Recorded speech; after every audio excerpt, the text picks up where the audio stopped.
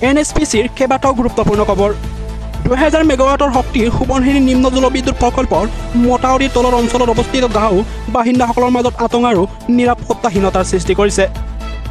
অৱশ্যে চৰকাৰী NSPCয়ে জুন মাহত সোৱণশিৰি নিম্ন উচ্চতম প্ৰকল্পৰ 3 ইউনিট 250 মেগাৱাটতকৈও কমিছনৰ প্ৰক্ৰিয়া আৰম্ভ কৰিবলৈ বিচাৰিছে। কোম্পানীটোৱে এক একশ্যন ফাইলিঙৰ প্ৰকাশ কৰা অনুসৰি ৰাষ্ট্ৰীয় বান সুৰক্ষা কৰ্তৃপক্ষৰ অনুমোদনৰ বাবে অপেক্ষা কৰি আছে।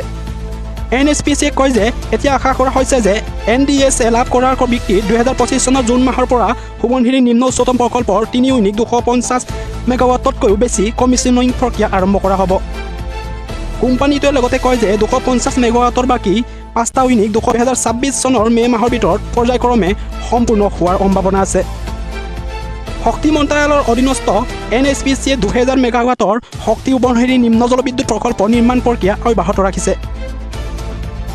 ভাৰতৰ এতিয়ালৈকে গ্ৰহণ কৰা সৰ্ববৃহৎ জলবিদ্যুৎ প্ৰকল্প আৰু সোৱণশিৰি নদীৰ পানীৰ মাজত থকা এটা ৰান অফ ৰিভাৰ প্ৰকল্প হৈ পৰিছে।